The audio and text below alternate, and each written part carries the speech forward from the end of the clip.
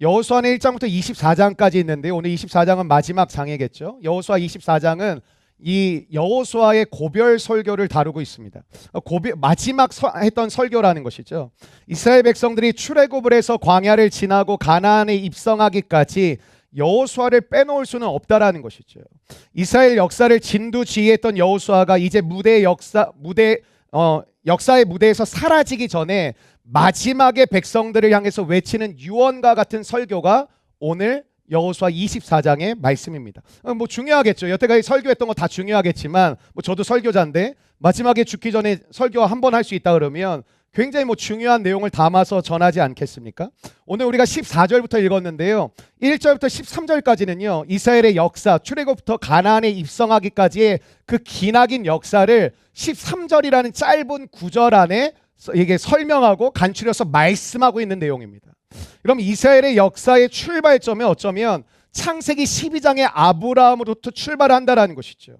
아브라함을 부르셨던 하나님이 이삭과 야곱과 요셉 그리고 모세로 바톤이 이어지면서 이 가나안에 입성하는 하나님의 약속이 성취되어지기까지 인도하시는데 이 아브라함은 무엇이 하면 한번 따라하실까요? 믿음의 뿌리. 여러분에게도 믿음의 뿌리가 있지 않겠습니까? 여러분이 무엇 때문에 믿게 되었다, 누구 때문에 믿게 되었다, 또 어떤 교회는 오래 다녔지만 어떠한 사건과 어떠한 사람 때문에 내가 예수님을 믿게 되었다, 뭐 이런 뿌리가 있을 수 있다라는 것이죠. 근데 믿음의 뿌리를 올라가 보면 여호수아에서 모세, 모세에서 요셉, 요셉에서 야곱, 야곱에서 이삭, 이삭에서 아브라함으로 올라가다 보면 그 위에는 결국 누가 나오냐면 하나님이 나온다라는 거예요. 그러니까 모든 뿌리의 시작은 누구냐면 하나님이라는 것이죠. 여러분, 이 믿음의 뿌리를 캐고 올라가 봤더니 하나님이 등장하세요. 우리 인생도 하나님을 만나면 뭐 진짜 인생을 살 수 있다, 뭐 제대로 된 인생을 살 수 있다고 뭐 모태신앙들은 가스라이팅 많이 당하셨는데 이유가 있어요. 내가 시작한 인생이 아니라는 거예요. 이 가운데 그 누구도 내가 원해서 시작한 인생은 아무도 없어요. 선택한 인생도 아니고 내가 무언가를 결정한 인생도 아니에요. 태어나고 보니 주어진 인생이라는 것이죠. 근데 그걸 성경은 이렇게 얘기해요. 태초에 하나님이 천지를 창조하시니라. 그러니까 하나님이 모든 인생과 피조물을 시작하신 분이시라는 것이죠. 그래서 여러분 이스라엘의 역사 곳곳에는 뭐가 나오냐면 하나님의 흔적들이 나옵니다. 왜냐하면 하나님이 시작하신 나라이고 하나님이 시작하신 인생이니까요. 여러분 1절부터 13절까지의 내용은 아브라함으로부터 시작해서 출애굽을 거쳐 가나안 정복까지의 과정을 함축적으로 이야기를 하고 있어요. 그리고 그 이야기의 핵심은 이런 거예요. 한번 따라 하실까요? 살아계신 하나님. 이런 이스라엘의 역사의 한가운데서 일하고 계시는 하나님을 그리고 묘사하고 있다는 것이죠. 그럼 우리도 그렇습니다. 살아계신 하나님을 여러분의 인생에서 제껴 놓으면 인생에 뭐가 안 되냐면 해석이 안 돼요. 저와 오늘 여러분의 삶 가운데 열심히 살든지 분주하게 사시든지 무언가를 성취를 하셨든지 실패를 하셨든지 어떠한 상황 가운데 살아가시는지는 모르겠지만 문제는 뭘까요? 실패했다 성공했다가 문제가 아니라 성공을 한 이유를 모른다면, 실패를 한 이유를 모른다면, 해석이 되지 않는다면, 왜 내가 이렇게 아파야 되는지 이해가 안 된다면, 해석이 되지 않는다면, 왜 나에게 하나님이 이러한 일들을 감당케 하셨는지 해석이 되지 않는다면 우리의 인생은 성공이냐 실패냐가 사실 중요하지 않다라는 것이죠. 여러분 여호수아는 13절에 이렇게 이야기하고 있는데 오늘 본문이 14절부터 읽었는데요. 13절 한번 자막을 통해 같이 읽어보겠습니다. 시작. 내가 또 너희가 수고하지 아니한 땅과 너희가 건설하지 아니한 성읍들을 너희에게 주었더니 너희가 그 가운데에 거주하며 너희는 또 너희가 심지 아니한 포도원과 감람원의 열매를 먹는다 하셨는지라. 그럼 지금 적과 꿀이 흐르는 땅, 이 가나안 땅에서 너희들이 잘 먹고 잘 사는 것은 너희들의 실력 때문이 아니다라는 것을 말하고 있어요. 그럼 우리가 믿음 안에 산다라는 것이 이 고백이 나와야 되거든요. 그러니까 오늘 여러분의 삶 가운데 열심히 사시고 노력하시고 잠도 주무시지 않고 애도 쓰시잖아요. 근데 그 모든 노력과 애씀이 있지만 내가 오늘 살아가는 모든 삶의 누림이 하나님의 은혜입니다라고 고백할 수 있냐라는 거예요. 만약에 여러분이 조금만 건강을 잃어버린다면, 여러분의 마음의 멘탈이 조금만 무너진다면, 여러분의 삶의 관계가 흐트러진다면, 여러분의 일터에서 위기를 맞이한다면, 여러분 그 모든 것들이 여러분의 삶 가운데 쏟아져 내린다면 과연 오늘과 같은 삶을 누릴 수 있겠냐라는 거예요.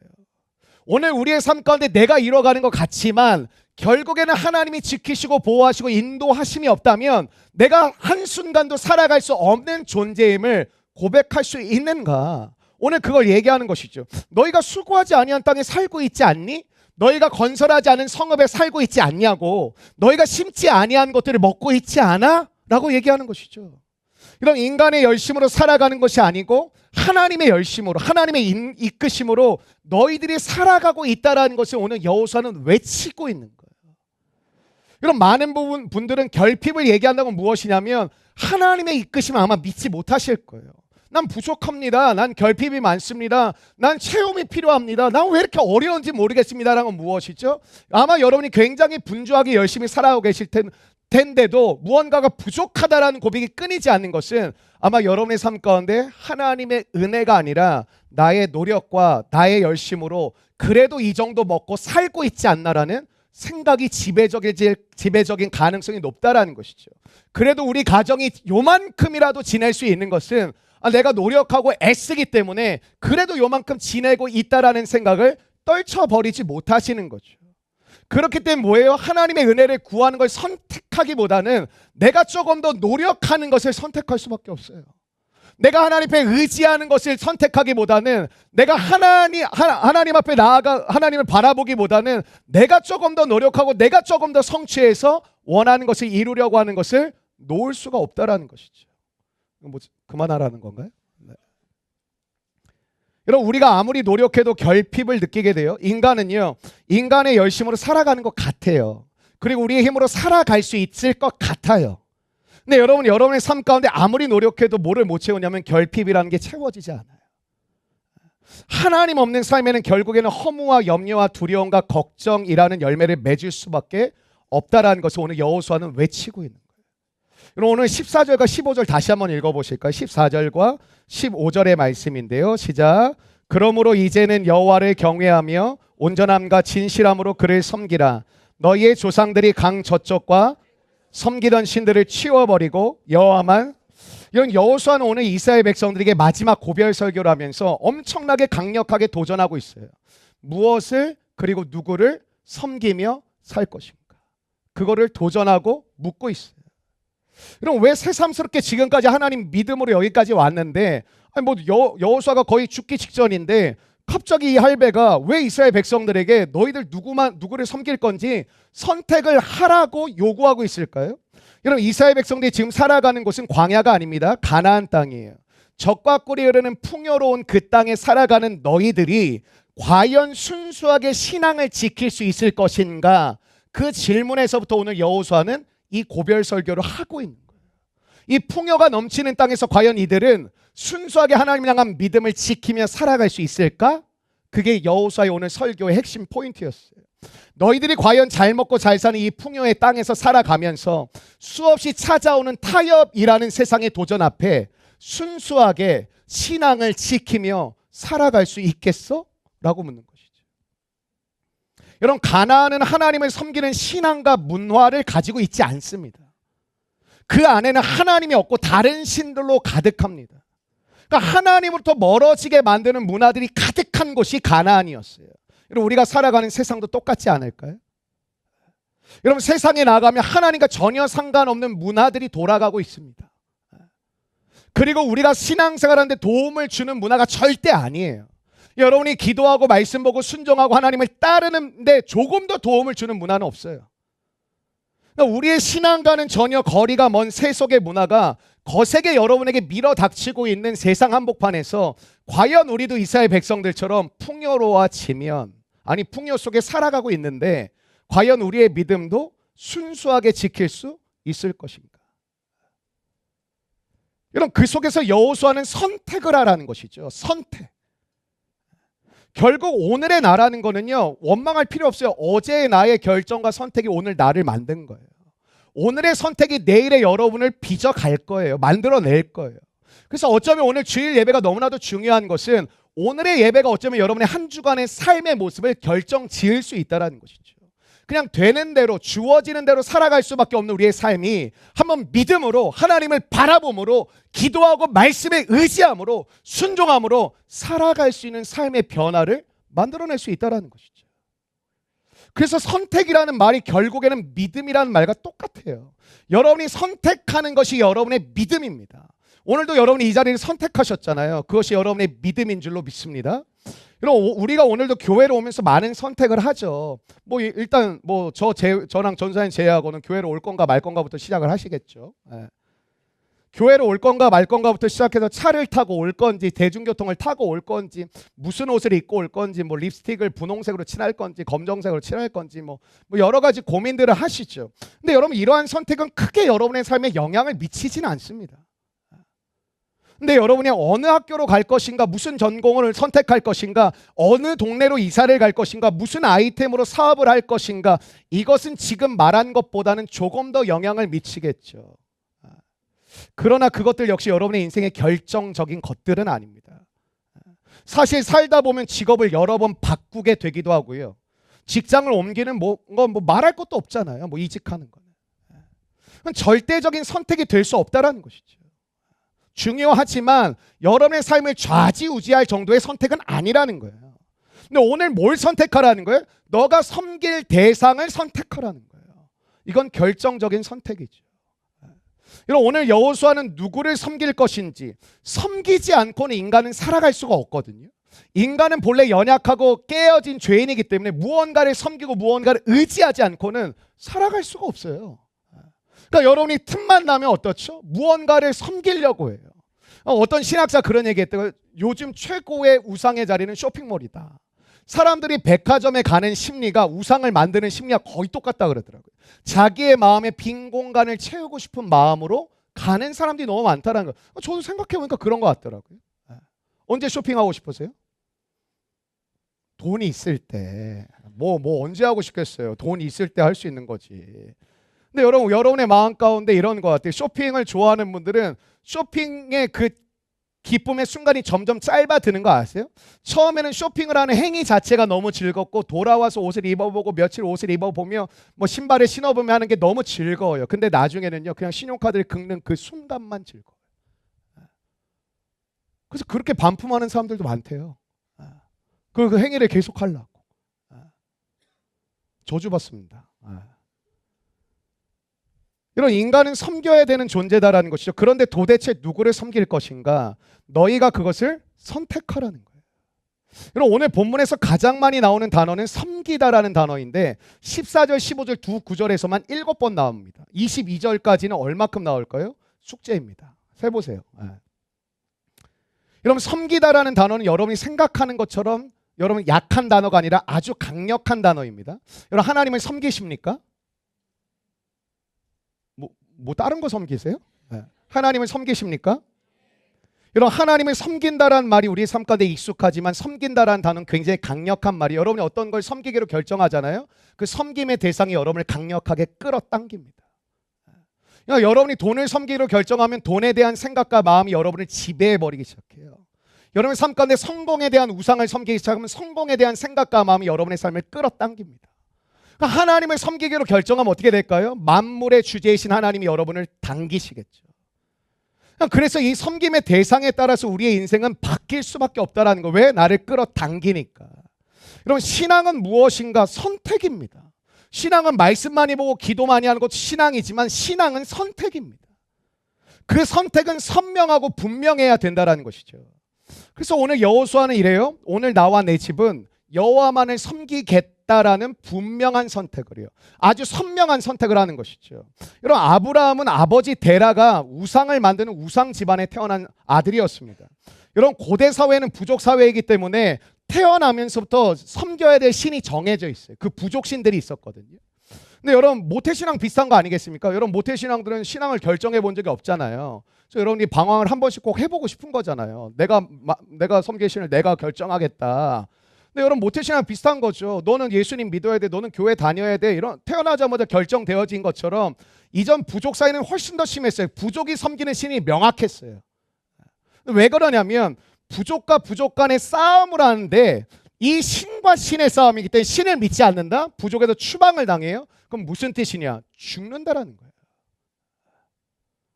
신을 바꾼다라는 건 죽음을 선택한다라는 거였어요. 고대 사회에서. 여러분, 신앙은 신념이나 사상이 아니죠. 신앙은 철학도 아닙니다. 하나님을 선택하는 것이 신앙인데, 근데 그 선택은 대가 지불이 엄청나게 따른다라는 거죠. 여러분, 아브라함이 본토 친척 아비집을 떠난다라는 하나님의 말씀과 신앙에 따라 산다라는 것은 엄청난 대가를 지불해야만 했습니다. 굉장히 어려운 것이죠. 그러니까 여러분, 믿음은 선택이고 그 선택은 뭐예요? 대가 지불이 따른다 그랬잖아요. 대가 지불이 따르기 때문에 우리의 삶 가운데 어때요? 많은 사람들이 믿음에 대해서 머뭇거리고 있는 것이죠. 열왕기상 18장 21절에 엘리야가 이렇게 고백을 하는데 한번 같이 읽어보겠습니다. 시작. 엘리야가 모든 백성에게 가까이 나아가 이르되 너희가 어느 때까지 둘 사이에서 머뭇하려느냐? 여호와가 만일 하나님이면 그를 따르고 바알이 만일 하나님이면 그를 따를지니라 하니 백성이 말 한마디도 대답하지 아니하는지라. 하나님인가 바알인가, 이건 계속된 우리의 싸움입니다. 어느 시대에나 있는 것이에요. 오늘 시대를 종교 다원주의라고 얘기하는데 그 다원할 때 원자가 뿌리 원자를 쓰거든요. 그러니까 다원주의란 건 무슨 뜻이냐면 지금 우리의 신앙의 뿌리가 아주 많다라는 거예요. 믿음의 뿌리가 하나가 아니라는 것을 주장하는 시대라는 것이죠. 여러분, 종교 다원주의의 핵심은 뭐냐면 상대주의입니다. 나도 맞고 너도 맞아. 그러니까 절대주의를 인정하지 않아요. 절대라는 말을 쓰지 말라라는 거예요. 기독교를 싫어하는 이유도 뭐냐면 절대라는 말을 쓰지 말라라는 거예요. 그러니까 이 말은 모두를 뭐예요? 비슷하게 만들어 버린다라는 것이죠. 어떤 질문에 대해서 답은 한 가지일 수 있잖아요. 근데 1번이 답이 될 수도 있고 2번도 답이 될 수 있고 3번이 답이 될 수 있고 4번도 답이 될 수 있다. 그러니까 사실은 진리를 부정하는 것이죠. 그래서 현대인들은 절대적 존재에 대한 거부감이 있습니다. 절대적인 건 없다라는 것이죠.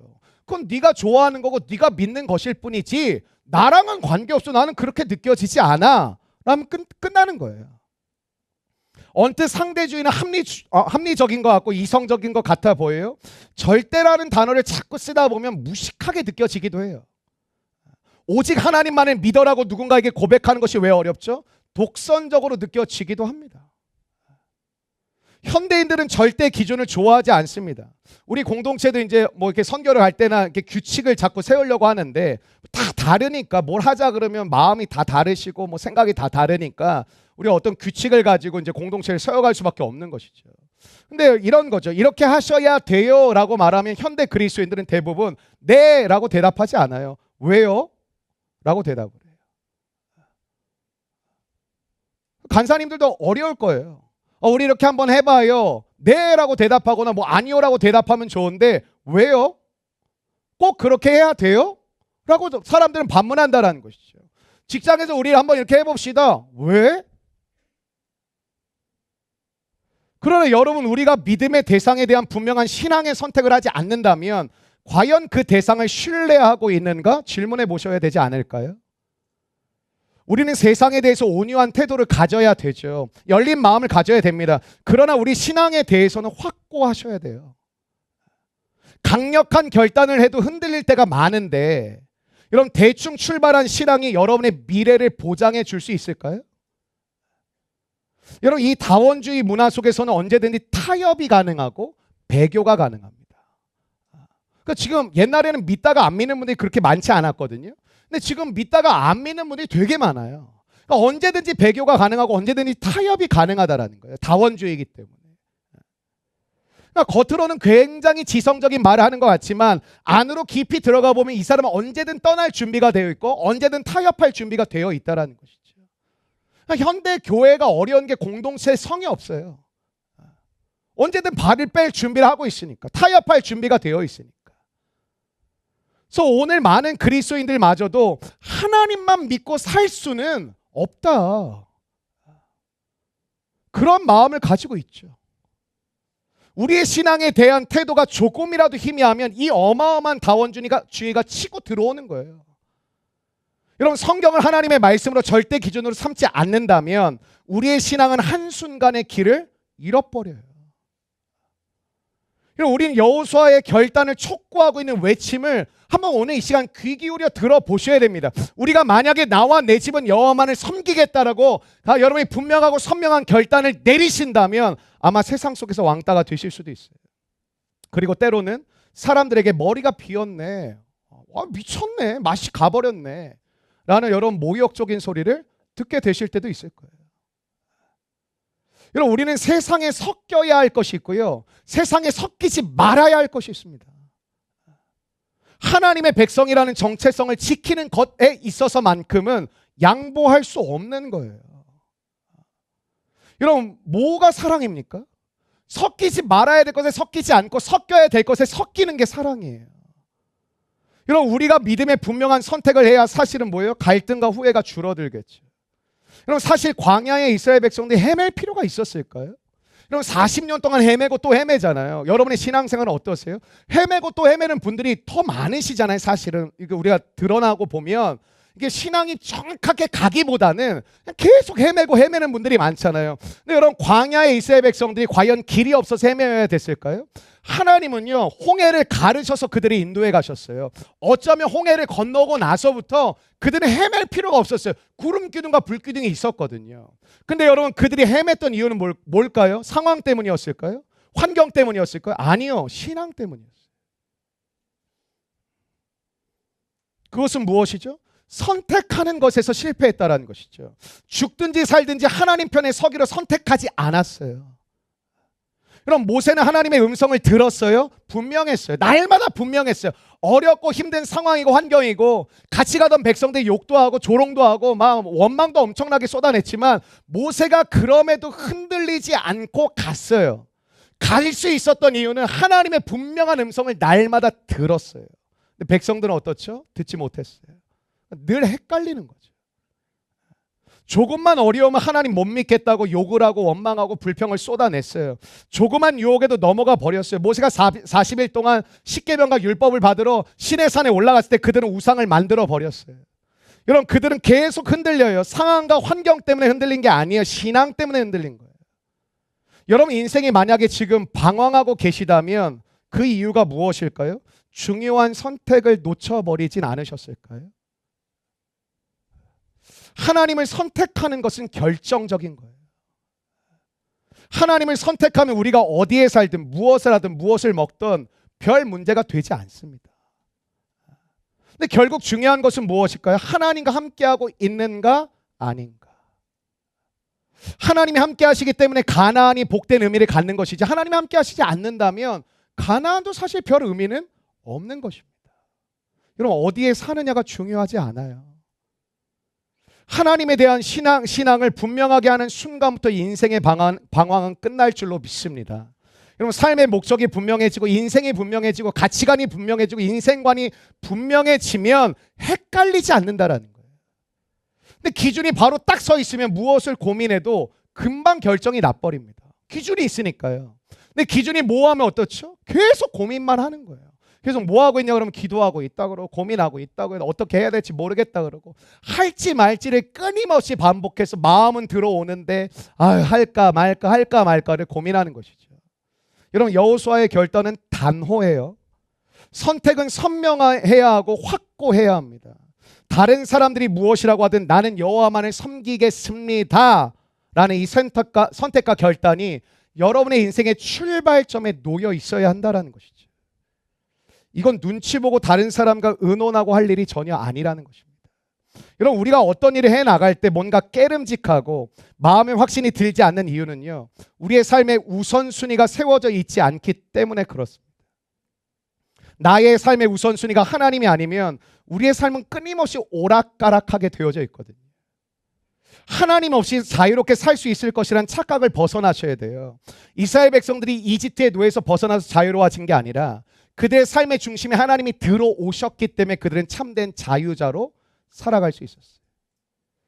여러분, 여호수아가 신앙의 선택을 촉구할 때 백성들이 어떻게 반응하냐면 이렇게 반응해요. 너희들 오늘 나와 내 집은 여호와만을 섬기겠다. 너희들은 어떡할래? 라고 묻잖아요. 이스라엘 백성들이 이렇게 대답해요. 우리도 하나님을 섬기며 살겠습니다 라고 대답을 해요. 그리고 여호수아가 기뻐해야 될 거 아니에요. 제가 만약 여러분에게 여러분 하나님만 섬기며 살아가시겠습니까? 그러면 여러분이 예, 저희도 하나님만을 섬기며 살 것입니다 라고 고백하신다면 제가 담임 목사로서 기뻐하고 즐거워하고 축복하고 우리가 함께 나아갑시다고 이야기해야 되는데, 오늘 여호수아는 백성들이 그러겠다고 얘기했거든요. 근데 뭐라고 반응하냐면 쉽지 않을걸? 너희들 그렇게 못 살걸? 다시 한번 생각해봐. 진지하게 대답해봐. 다시 한번 고민해봐라고 지금 반문하고 있어요. 능히 그렇게 살지 못할 거야 라고 얘기한다라는 것이죠.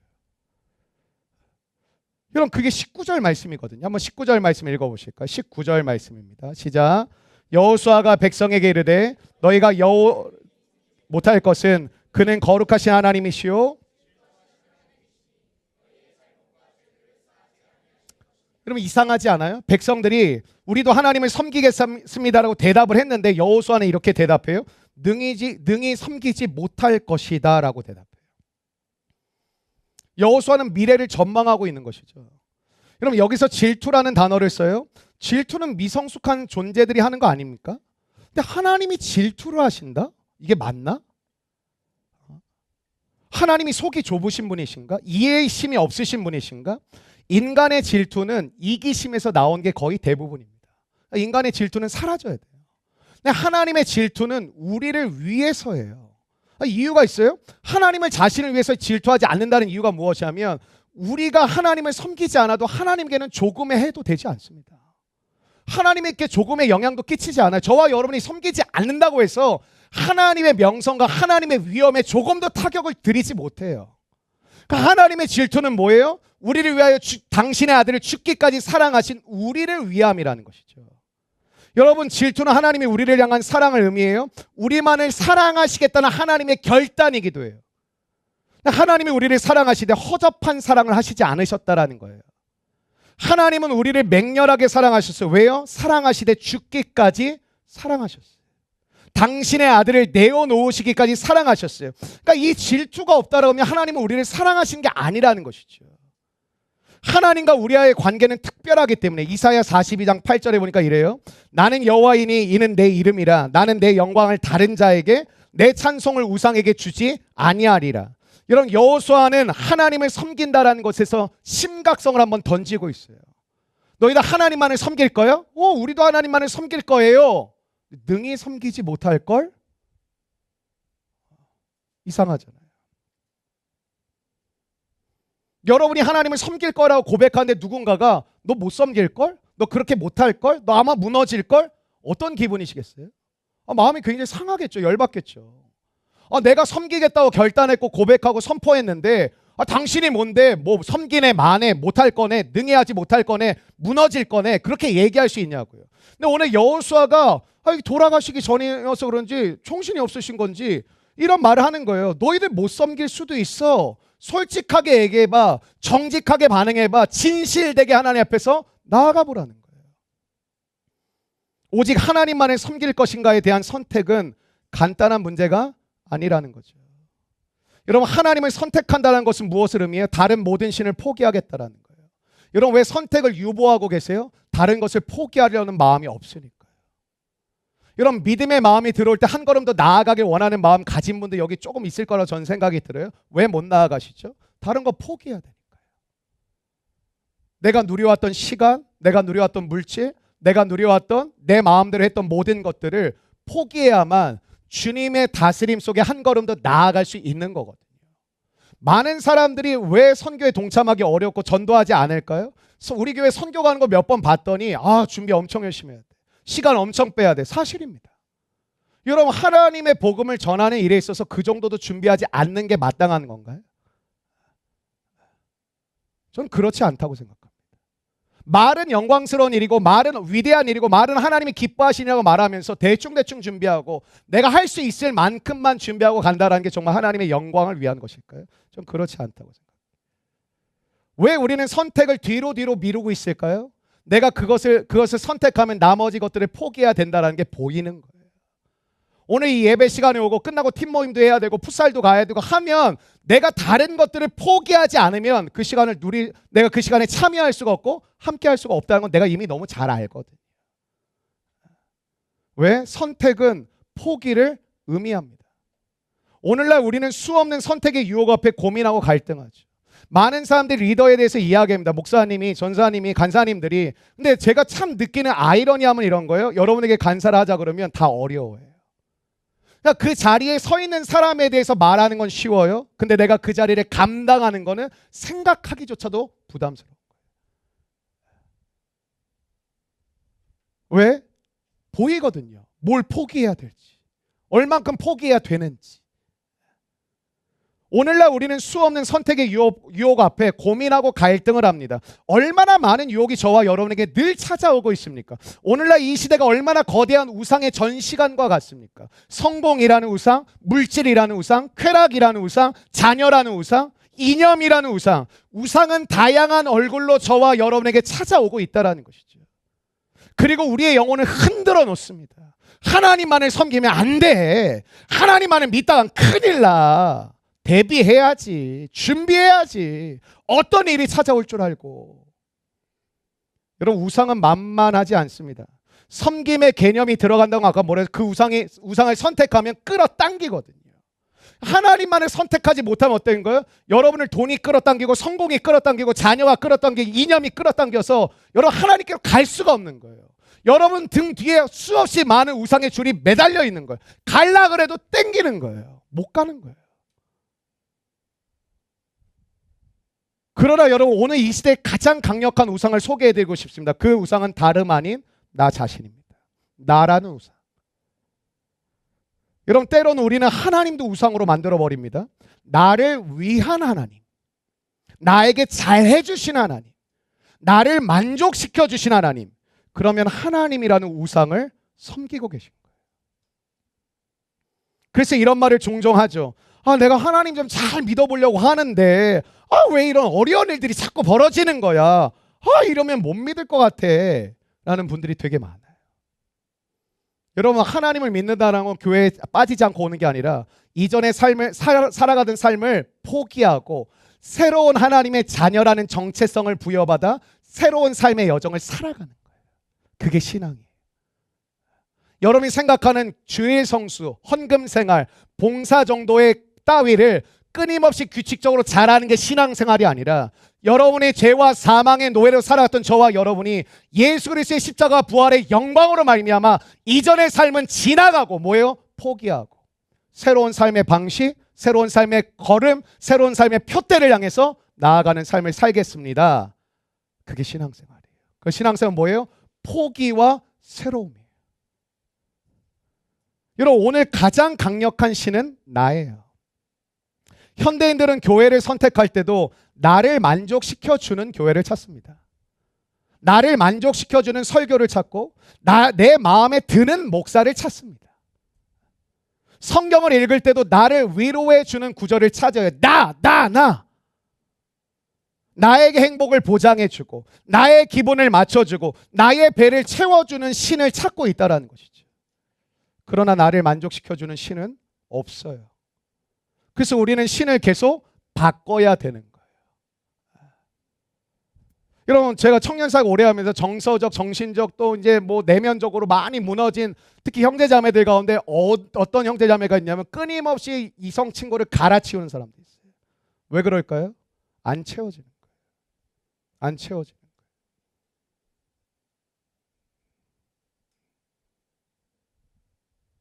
왜 도박에 빠질까요? 왜 술 취함에 빠질까요? 안 채워지는 거예요. 그래서 이스라엘 백성들이 가나안에 들어갈 때 그 땅에 원주민이 있었거든요. 7개의 족속이 있었어요. 근데 7개의 족속을 뭐라 그래요? 다 전멸시키라 그래요. 하나님 너무 잔인한 거 아니냐? 사랑의 하나님이라 그러면서 어떻게 그러냐? 왜 그랬을까요? 너희들 그들과 동행하면 다 오염돼. 근데 어쩌면 7개의 원주민은 바깥에 있는 것이 아니라 저와 여러분의 안에 있을 수 있어요. 여러분, 오늘날은 자기 존중의 열풍이 불어닥치고 있는 시대입니다. 무슨 말이냐? 자존감에 대한 책과 강의들이 거의 다 상위 랭커예요. 여러분, 서점 가보십시오. 거의 베스트셀러가 자존감에 대한 책들 엄청 많아요. 여러분, 강의도 자존감에 대한 강의가 엄청나게 조회수가 높아요. 긍정의 힘, 적극적인 사고방식은 뭘 만들어내고 있을까요? 여러분의 자아를 더욱더 강화시키는 데 기여하고 있습니다. 그러니까 자존감이 높아져야 되는 건 맞는데 뭐만 있는 거야? 나. 우리가 놓치지 말아야 하는 것은 하나님을 절대자의 자리에 올려놓지 않는 한 인간은 자기의 존재를 이해하지 못할 뿐더러 자기를 이해하는 방식이 왜곡되게 되어져 있습니다. 이런 무엇으로 인간의 열등감을 해결할 수 있을까요? 무엇으로 자존감을 높일 수 있을까요? 화려한 스펙을 쌓으면 열등감이 사라질까요? 하나님을 하나님으로 인정하고 모셔드리지 않는 한 인간의 문제는 해결되지 않습니다. 하나님이 없는 인권, 빈곤한 논리일 뿐입니다. 하나님을 창조주로 절대자로 모셔드릴 때 나에 대한 시선이 바뀌고 이웃에 대한 시선이 바뀌어가기 시작하는 거예요. 여러분, 내가 우상되었던 자리에서 내려와 하나님만을 예배할 때 우리의 삶의 모든 왜곡된 것이 회복되는 은혜가 여러분에게 임하기를 주님의 이름으로 축원합니다. 여러분, 지금 이스라엘 백성들이 신앙적 결단을 요구받고 있다고 그랬잖아요. 여호수아가 이제 죽기 직전에 110세에 죽거든요. 마지막에 이제 거의 고별 설교예요. 거의 유언적인 메시지를 담은 설교를 하고 있는데, 이 설교를 하고 있는데 뭐 하고 있냐면 신앙적 결단을 촉구하고 있어요. 나와 내 집은 여호와만을 섬길 것인데 너희도 그래야 된다라고 촉구하고 있어요. 근데 이 신앙을 촉구하고 있고 마지막 설교를 하는 장소가 어디냐면, 한번 따라 하실까요? 세겜이라는 곳이에요. 여러분, 세겜이라는 곳은 역사적인 장소인데 어떤 장소이냐면, 아브라함이 하나님의 부르심을 받고 순종함으로 본토 친척 아비 집을 떠나서 처음으로 당도했던 곳이 어디냐면, 처음으로 제단을 쌓았던 곳이 세겜이에요. 여러분, 야곱이 자신의 힘으로 살아가다가 하나님 앞에 이제 주님의 뜻대로만 살겠습니다 결단하고 자기의 옛삶을 벗어버리고 새 삶을 살아가겠다고 결단했던 장소가 세겜이에요. 그런 면에서 오늘 세겜에서 여호수아가 고별 설교를 하고 있는 것은 우연이라고 보기는 어려운 거죠. 그 역사적 메시지를 담은 장소에서 오늘 새로움을 촉구하고 있는 거예요. 여러분, 우리에게도 세겜이 있어야 될 줄로 믿습니다. 오늘 주일 예배를 드리고 있는 이곳이 여러분에게 세겜이 될 수가 있다고 저는 생각합니다. 우리는 또 한 번의 주일 예배를 드리고 있는 것이 아니라 나를 부르신 주님의 부르심 앞에 신앙적 결단을 새롭게 할 필요가 있다는 것이죠. 그러면 그곳이 세겜이 될 수 있어요. 여러분, 중요한 것은 뭐예요? 신앙적 결단이에요. 한번 따라해볼까요? 신앙적 결단. 하나님 외에는 다른 어떤 것도 섬기지 않겠습니다 라고 하는 아주 분명하고 선명한 신앙적 결단. 15절에 너희가 섬길 자를 오늘 택하라. 오직 나와 내 집은 여호와를 섬기겠노라. 여기 중요한 건 무엇이에요? 오늘이에요. 오늘 택하라는 거예요. 지금 당장. 저 생각 좀 해볼게요. 아니, 오늘, 지금 당장. 미뤄서는 안 된다라는 것이죠. 섬길 자를 선택해야 되는 문제는 미뤄야 될 문제가 아니라, 천천히 해야 될 문제가 아니라 지금 해야 될 문제라는 거예요. 사람들이 얘기하죠. 생활이 안정되면요, 취업이 성공하면요, 빚을 다 갚게 되면요, 난 다시 신앙생활을 시작하겠습니다. No! 그런 건 없다라는 거예요. 여러분, 하나님과의 관계를 분명하게 선택하지 않고 살아가는 삶은 안정될 리도 없고 나아질 리도 없습니다. 신앙의 결단을 미룬다면 미래가 어떻게 될지 아무도 알 수 없다는 것이죠. 여러분, 하나님과의 관계에 분명한 태도의 정리가 안 된 상태에서 결혼했다고 생각해 보세요. 그 결혼은 아무도 어떻게 될지 몰라요. 하나님의 인도하심 없이, 하나님의 보호하심 없이 어떤 선택을 하고 걸어가는 그 길이 앞으로 무슨 일이 닥칠지는 누구도 모르는 거예요. 하나님이 나의 삶의 가장 우선인가, 이것을 가장 먼저 결정하고 출발해야 되는데, 사탄의 전략 중 최고의 전략이 뭘까요? 미루라는 거예요. 미루라는 거예요. 내일 해. 내일. 다음에. 언젠가는 곧 너도 하게 되겠지. 기회가 있을 거야. 그런 시간은 없어요. 지금이 우리가 선택해야 할 유일하게 주어진 시간이에요. 여러분, 우리 모두가 오늘 예배를 통해서 나와 내 집은 여호와만을 섬기겠습니다, 오직 하나님만을 나의 소망으로 삼겠습니다, 다른 우상을 섬기지 않겠습니다, 하나님을 예배하는 일을 내 삶의 최우선으로 삼겠습니다 라는 이 결단을 해야 한다라는 것입니다. 어설프게 해서는 안 돼요. 왜? 세상 속으로 들어가면 만만하지 않거든요. 여러분, 지금 여호수아는 결단을 촉구하고 백성들이 결단을 고백함에도 불구하고 여호수아 안에는 부정적인 관점으로 이 백성들에게 얘기하고는, 너희들 능히 못할 거야. 지금 상태로 보면 너 지금 모습으로는 무너질 거야. 다시 한번 정직하게 솔직하게 들여다봐야 돼. 그리고 선택해야 돼. 결정해야 돼. 나중에가 아니라, 다음에가 아니라 오늘, 지금 너는 결정해야 돼. 그리고 여호수아의 예측은 맞아떨어지죠. 여호수아가 죽고 난 다음부터 급속도로 이스라엘 백성들은 세상과 타협하기 시작합니다. 그리고 사사기 시대를 열어버리죠. 사사기 시대의 핵심이 뭐예요? 자기의 소견에 옳은 대로 행하니라. 아까 최고의 우상은 뭐라 그랬어요? 나라는 우상. 여러분, 사사기 시대의 가장 큰 문제는 뭐였어요? 나라는 우상이 극대화되었던 시대. 여러분, 손흥민, 호날두, 거의 세계적으로 날아다니는 선수도 아닙니까? 주급이 몇 억을 받는, 호날두는 2천억, 3천억, 상상할 수 없는 연봉을 받는 사람들이잖아요.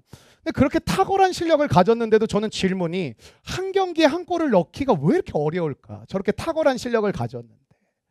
왜 그렇죠? 상대 수비수들 때문에요. 골을 그냥 넣도록 두지를 않는다라는 것이죠. 수없이 태클하고 죽어라고 막아서는 사람들이 그 수비수가 찰상 옆에 붙어가지고 맨마킹을 하니까 손흥민도 호날두도 쉽게 골을 넣지는 못하는 거예요. 그럼 여호수아가 백성들에게 호소하듯이 말한 이유가 뭘까요? 여호수아의 간절하고 강력한 호소에도 불구하고 이스라엘 백성들이 사사시대로 타락하고 무너졌던 이유는 뭘까요? 하나님의 백성들이 믿음으로만 살아가도록 세상은 여러분을 그냥 놔두지 않는다라는 거예요. 수없이 태클을 하고 수없이 무너지게 만들고 수없이 여러분의 인생이 곤두박질 치도록 놔둔다라는 것이죠. 여러분, 늘 도전이 밀려옵니다. 타협하게 만드는 끝없는 유혹이 있고요. 우리의 신앙은 계속해서 시험대 위에 올라서게 되어져 있습니다. 우리가 주일마다 예배를 드려요. 금요성령배도 많은 분들이 나와서 예배를 드려요. 영적으로 무장을 해요. 그런데도 만만치가 않아요. 이런 사람들의 불안 증세는 날이 갈수록 심해져 가고 잠이 안 오는 건 이미 일상이 되신 분들이 너무너무 많고 멜라토닌을 막 몇 개씩 먹어도 잠이 오질 않고 정신적 문제가 곳곳에서 터져나오는 이 시대에 여호수아는 우리에게도 질문하고 있는 거예요. 너는 무엇을 믿고 살 거야? 질문하는 거예요. 너는 무엇을 믿고 살 거야? 여러분, 나의 경험과 실력을 믿고 살 만한 것입니까? 나의 인맥은, 나의 자산은 과연 나의 모든 것을 지켜줄 수 있는 것입니까? 우리는 솔직하게 질문해 보셔야 돼요. 솔직하게. 지금 내가 붙잡고 있는 게 정말 신뢰할 만한 것인가? 여러분, 죽음의 문턱까지 갔다 온 성도들의 공통적인 고백들이 있더라고요. 이게 목회를 하다 보니까 굉장히 아프신 분들도 여러 번 만나게 되는데, 죽음의 문턱까지 갔다 온 성도들의 동일한 고백이 뭐냐면 이런 거예요. 내가 죽음의 문턱까지 갔다 와 보니, 목사님, 내가 지금까지 부질없는 것들을 붙잡고 살았습니다. 그 삶이 정리가 되는 거예요. 근데 대부분 나이 드신 분들이 많거든요. 근데 저는 이런 생각이 들었어요. 그렇게 느끼는 것도 복되다고 할 수 있을지 모르겠지만 참 늦게 깨달으셨다. 참 늦게. 세월이 다 지나고 나는 헛되이 살았다라는 푸념은 우리 인생에 조금도 도움이 되지 않습니다. 세월이 다 지나고 나서 난 헛되이 산 것 같습니다. 난 잘못 살아온 것 같습니다. 라고 고백하는 것이 우리의 삶에 무엇이 유익하게 의미가 없는 거예요. 절대로 후회하지 않을 선택, 그것은 하나밖에 없어요. 오직 나와 내 집은 여호와만을 섬기겠습니다. 우리가 붙들고 의지하고 따라갈 분은 하나님 한 분밖에 없습니다. 이 단단한 결단이 일어나는 주일이 되기를 축원합니다. 요한일서 2장 17절 한번 같이 읽어보실까요? 시작. 이 세상도 그 정욕도 지나가되 오직 하나님의 뜻을 행하는 자는, 베드로전서 1장 24, 25절이 이래요. 그러므로 모든 육체는 풀과 같고 그 모든 영광은 풀의 꽃과 같으니 풀은 마르고 꽃은 떨어지되 오직 주의 말씀은 세세토록 있도다 하였으니 너희에게 전한 복음이 곧 이 말씀이니라. 여러분, 우리는 미래에 어떤 일이 펼쳐질지 아무도 알 수가 없습니다. 그 불안한 거죠. 어떤 일이 벌어질지 모르니까 많은 사람들이 불안해해요. 그러나 여러분, 너무 염려하지 마십시오. 하나님 향한 우리의 중심만 흔들리지 않는다면 하나님께서 어제처럼 오늘도 함께 하실 줄로 믿습니다. 하나님 향한 우리의 중심만 흔들리지 않는다면. 우리는 이래서 안 되고, 저도 그러길 원하는데 저래서 안 되고, 뭐 때문에 안 되고, 자꾸만 핑계를 찾으려고 하지 마시고 할 수 있는 근거를 찾으세요. 말씀이 맞죠. 하나님을 따라야 되는 게 맞죠. 그런데 이런 것 때문에 저런 것 때문에 제가 이래서 이런 문제가 있어서 자꾸 핑계를 찾지 마시고, 여러분 삶 가운데 그것이 진리라고 느껴지신다면 그 삶을 살아가야 될 이유와 근거를 찾아내시라고요. 내 신앙은 다른 것과 타협하지 않고 어떤 상황 속에서도 우리의 신앙의 초점이 흐려지지 않고 정확하게 하나님만을 붙잡고 내 모든 것이 하나님의 손에 달려있다는 것을 믿고 날마다 하나님께 엎드리고 그 말씀을 따라 살아가기로 결단하고 예배의 우선순위를 두는 하나님의 거룩한 백성들 되시기를 주님의 이름으로 축원합니다. 오늘 여호수아가요 죽기 전이에요. 죽기 전에 마지막으로 고별 설교, 유언과 같은 설교를 하고 있어요. 유언과 같은 설교를 하면 조금 좀 잠잠하게 할 법도 한데 이 할배가 엄청나게 소리를 고래고래 질러가면서 외치면서 촉구하고 있어요. 도전하고 있어요. 나와 내 집은 여호와만을 섬기기로 결정하고 그렇게 살아왔는데 너희들도 그렇게 살아가기를 간절히 바랍니다. 근데 그 이야기를 들은 백성들이 얘기하는 거예요. 우리도 하나님만을 섬기기로 결정하고 선택했다. 그럼 여호수아가 기뻐하면서 그렇지 잘했다. 우리 그렇게 살아가야 된다. 그것이 축복이고 은혜고 하나님의 놀라우신 기름 부음이다. 근데 여호수아가 갑자기 정색하면서 얘기해요. 근데 능히 그렇게 못할걸? 너희들의 지금 모습과 삶의 중심을 들여다보면 너희들 다시 한번 솔직하게 들여다볼래? 다시 한번 정직하게 하나님 앞에 서볼래? 정말 너희의 대답이 진실된 대답인지를 다시 한번 하나님 앞에 서볼래? 너희들 이 시대 속에서 무엇을 섬기며 살 거야? 무엇을 믿으며 살 거야? 라고 촉구하고 있는 거예요. 여러분 사단은 오늘도 그래요. 야 지금 네 삶이 이런 문제 저런 문제 지금 이런 것에 바쁘고 저런 것에 정신이 없는데 네가 지금 지금 그런 것까지 신경을 써야 되겠니? 여러분 그런 것까지라고 된 게 타락이에요. 그것이 결정되어지지 않았기 때문에 여전히 우리는 열심히 살아도 길을 못 찾는 거예요. 결국에 마지막 순간에 어때요? 엉뚱한 짓을 해요. 왜? 그렇게 열심히 살았는데 마음이 채워지지 않거든. 오늘 여호사님이 얘기하는 거 오늘 선택하라는 거예요. 오늘요? 지금 당장이에요? 지금 당장 오늘.